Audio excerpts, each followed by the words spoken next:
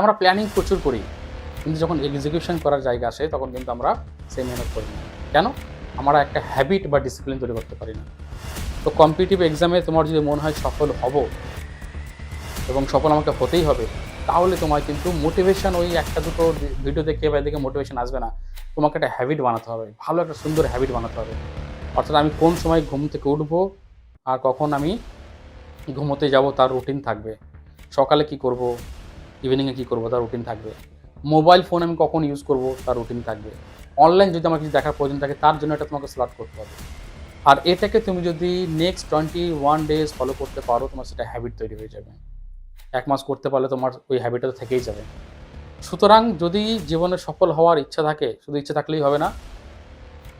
সেই ইচ্ছাটাকে তোমাকে কী করতে হবে? বেস্ট প্রিপারেশনের জায়গায় নিয়ে আসতে হবে। তার জন্য স্টেপ বাই স্টেপ তোমায় কিন্তু এটাকে ফলো করতে হবে। তো ফাউন্ডেশন ভালোভাবে করো, তারপর রিভিশন করো এবং চাকরি না পাওয়া পর্যন্ত প্র্যাকটিস করো। এবং এটা ১ দিন ২ দিনের ৩ দিন প্রিপারেশন না। অনেক স্টুডেন্টস কী করে? শুরু করে যাত্রা কাউকে দেখে, আচ্ছা ও চাকরি পেয়েছে, আমি শুরু করে দিলাম। ৪ দিন ৫ দিন ৭ দিন খুব পড়াশোনা করলো, তারপরে আবার সে আগের জায়গায় চলে এলো। তোমার যে বন্ধু-বান্ধব এবং যে পরিবেশ, এটা খুব ইম্পর্টেন্ট। বন্ধু-বান্ধব কেমন হবে? যে তোমাকে সবসময় ইন্সপায়ার করবে যে জীবনে কিছু করতে হবে। কোন পরিবেশের সঙ্গে মিশবে? এরকম বন্ধু-বান্ধবের সঙ্গে মিশবো না যে বলবে, "চল আজকে এখানে ঘুরতে যাই, ওখানে ঘুরতে যাই। চল এই অনুষ্ঠানে কিছু খাওয়া-দাওয়া করি।"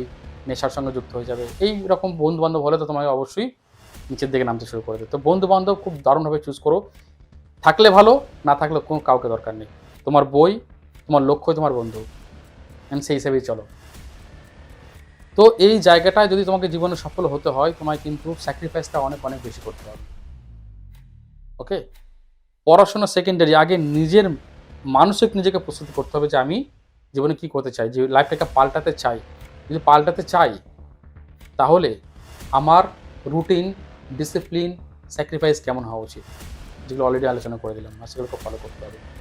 তারপরে যদি মনে হয় যে স্যার আমার কোনো জায়গায় বুঝতে অসুবিধা হচ্ছে বা ঠিক স্ট্র্যাটেজি ঠিক গুছিয়ে করতে পারছি না, তুমি আমার স্টুডেন্টস হও বা না হও, ইনস্টিটিউটে যদি আসো, আমি তোমাকে ৫-১০ মিনিট ১৫ মিনিট সময় দেবো, গুছিয়ে বলে দেবো জিনিসগুলো।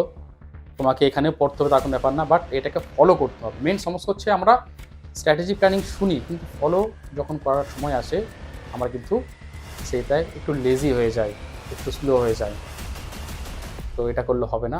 আগামী দিনে কিন্তু কলকাতা পুলিশের, ওয়েস্ট বেঙ্গল পুলিশের সাব ইন্সপেক্টর পদে, পঞ্চায়েতে অনেক রিক্রুটমেন্ট আসছে। প্রাইমারি টেট, আপার টেট এগুলো কিন্তু রিক্রুটমেন্ট তোমার হবে ২৬-২৭ সাল, খুব, খুব ইম্পর্টেন্ট।